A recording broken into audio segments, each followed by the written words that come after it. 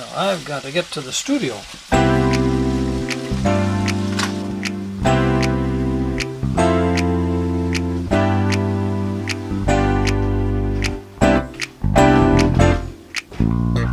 You know, our religion, our faith, has to address the environment, has to address the community, has to address issues of poverty.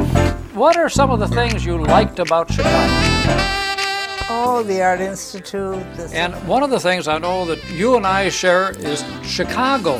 This is true. Really distinct goals.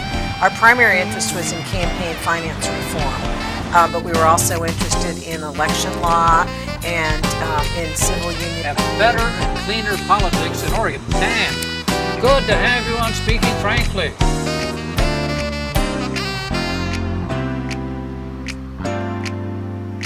You know, that's the thing is, we as human beings live together on this planet Earth. Right. We also live together in our societies, in our nations, in our communities.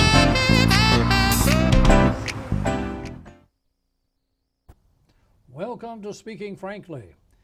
Well, here we are, the beginning of a true autumn. I mean, it's been a wonderful autumn up until this time. Beautiful leaves. I've never seen it so beautiful here in this area as it has been this fall. But now the rain is coming, and so we might as well gird our loins and get ready for a change in the weather. But along with the change in the weather, I'm very pleased to have as my special guest Representative Richard Barnhart, Phil? and who's from Eugene. Yes, sir. And as I understand it from a recent conversation, you weren't born there, but you've lived most of your life there. That's right. I actually grew up in the district that I represent, and I can honestly say I've lived there for more than 55 years. That's beautiful. Yeah. That's beautiful. Now, you're a representative in the Oregon House. Correct. But now, what was your background that got you into politics? Well, it's kind of interesting. Back in the early days, as it were, in the 60s, I went to law school at the University of Oregon and actually practiced law in Eugene for a while. I worked for a while as a deputy district attorney and then in private practice. And I decided I really wanted to practice psychology because I'd seen too many people who really didn't need a lawyer. What they needed was a good psychologist. And went on to study psychology and then came back to Oregon and went into practice as a psychologist.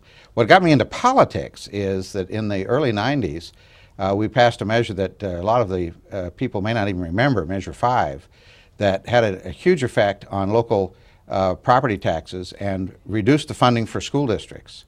Yes. In 1993, my son's fifth grade teacher, wonderful teacher, was laid off as a result of budget cuts, along with 100 other teachers in the Eugene School District.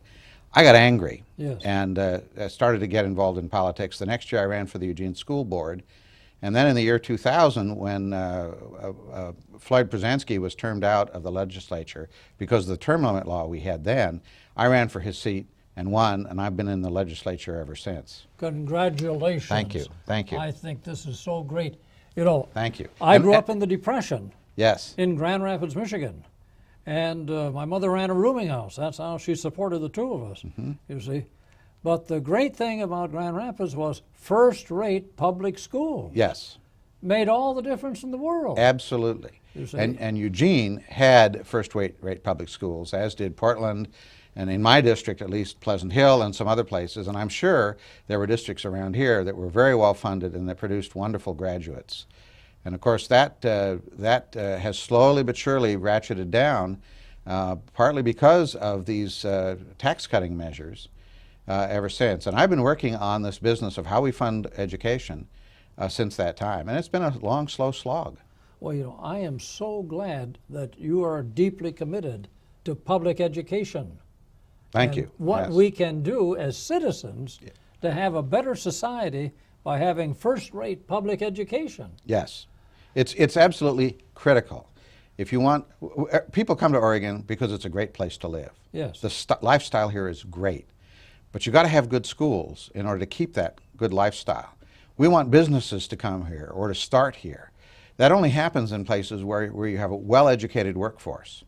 We want people here who are going to help manage this wonderful environment that we have. Right. That requires that the citizens be well educated and understand the kinds of things that we need to do in order to maintain a good society. And all of that means we have to have good schools. Yeah. Now, tell me about your getting into politics.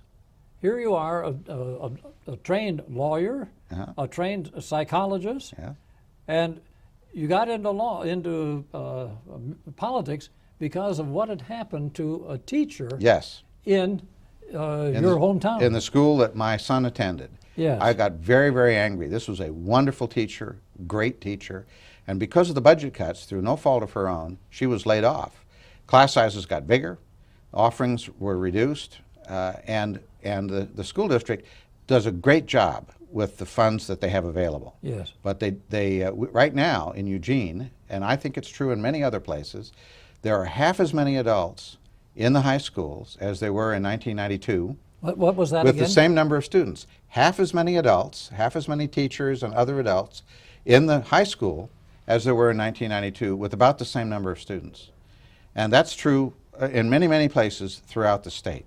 So we're increasing class sizes and Yes. that sort of thing. Yes, we are. You see, I Yeah. mean, So it's a huge problem. This year, of course, we faced a very severe budget shortfall, huge budget shortfall. Because of Measure 5 and Measure 50 in the 90s, about 3/4 of school funding now comes out of the state budget rather than from the local property tax. Yes. And so that state budget is critical to pay for schools, basic health care, and public safety. And that's where 93% of all of our money goes.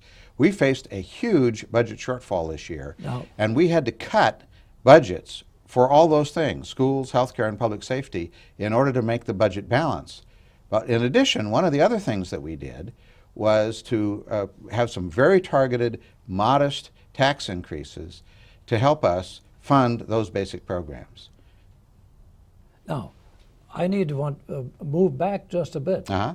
Oh, here we are in our time with an increasing population, Yes, but a decreasing staffing Yes. of public education. correct. That doesn't make any sense. No, it doesn't. No, it doesn't. And we have not been supporting education at the level we need to support it. I think if you start looking at the long-term, the big statistical numbers even, the generation that's now coming up out of the public school systems will be less well educated than your generation or mine in the United States. And that is not true in other parts of the world. A great example is Ireland, which Yes. which was way behind Oregon, about the same size as Oregon in population, way behind Oregon at the end of World War II, Yes. and is now well ahead of us in terms of education. And if you look at what's happening in their economy, they're attracting big businesses, small businesses, their economic well-being is increasing, more jobs, better pay, and a better society all around, because they had the foresight to put more money into their education, more effort into their education, and ended up with a much better educated citizenry and workforce. And a much better economy. And a much better economy. It goes together. Yeah. Absolutely. And that's what we've discovered as I've looked. I'm the chair of the House Revenue Committee, so one of my responsibilities is to look at the economy and try to make sense out of how the pieces fit together.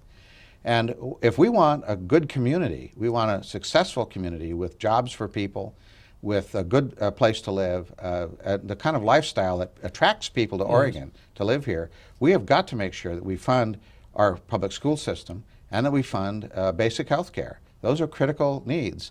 And that means in part that we do an adequate job with the state budget, since so many of the dollars to fund these things come from the state budget. You know, what you just said reminds me of my process of growing up in Grand Rapids, Michigan.